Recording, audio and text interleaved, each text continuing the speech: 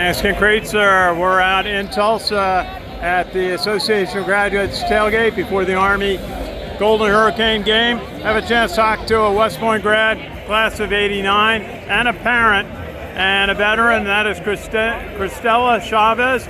Christella, great to see you. What's it like to be out at the game today in Tulsa? Oh, what a fantastic environment. We've brought out all the big guns. We've got the superintendent out here. We've got the commandant out here. We've got the dean out here.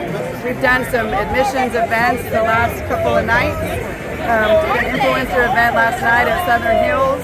And then we did a local high school counselor event out at Bishop Kelly the night before. We've got an admissions table going on here for both the Naval Academy as well as West Point. We work really well together to bring in the best and the brightest to our service academies. And we're looking forward to a great game and a great party today. Go Army. Ashley, what was West Point like when you were there in the late 80s? So I was in the first 10 years. With accepted women, it was hard. It was a very, very difficult environment. Very challenging academically, very challenging physically, very challenging coming from a really small rural high school in northern New Mexico and then being dropped in the middle of West Point in the New York community. My first language was Spanish growing up, so I was in a fish out of water. Can believe that. It was quite different. You know, the former commandant at West Point, General Robinson, Lori Robinson, tells a similar story. What did it take for you to persevere at West Point in that era as a woman cadet? So I had a really difficult childhood growing up, so I had some pretty dire circumstances, and West Point provided me an opportunity for service. It was fully funded education. My brother had already joined the Army, so I was following a little bit of footsteps, and I had a lot of military in my family. My grandfather was Navy, and all of my grandmother's siblings all served in the military. So we had a long legacy of service, but that wasn't for the women. I'm also a Latina, and my family was adamant that none of the ladies would join the service. So the bad thing with that is the more you tell me that I can't do something, the more motivated I'm going to be to accomplish that. And so we had a colonel come to our high school. It's a very, very rural community, northern New Mexico, called Pecos. That's a native word for the Pecos Pueblo area. And he brought the opportunity to us when I was a sophomore in high school and asked our community and our counselors if there was any students of caliber that they thought could meet the application requirements and persevere.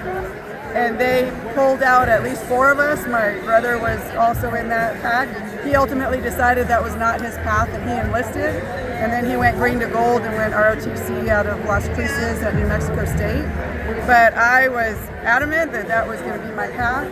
I went to all the technical and engineering programs I could go to. Northern New Mexico is home of nuclear. So I went to Los Alamos National Labs, I went to Sandia National Labs, I took all the engineering and science classes I could do in the summer, and I was admitted, so I was blessed.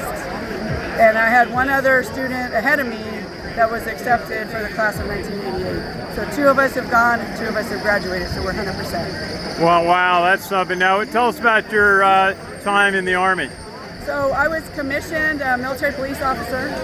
I did all my required service years and a little bit more.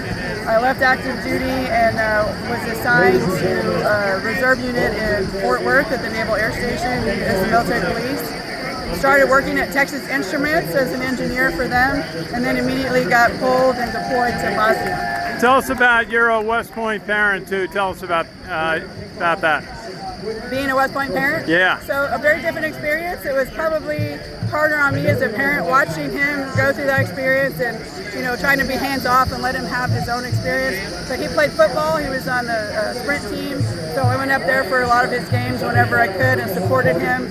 And, you know, I was there for him for everything that he needed. And it was a wonderful experience. I had several reunions there while he was attending. So we got to do a lot of things together. He's now on active duty. He's a captain. He's an Army Ranger. And he and his family live at Fort Carson and have a house across the street from where he was born. That's right. What part of the country you live in now? He's here. I live here in Tulsa, Oklahoma. Oh, that's great. Yeah. Well, Christella, thank you for talking with us. Thank you for your service to our country and for persevering and graduating from West Point and serving in the U.S. Army. Thank you for saying that. Go Army, beat Navy, beat Tulsa today. Absolutely. Great to see you. This is Ken Kreitzer for CAM Vets Media in Tulsa, Oklahoma.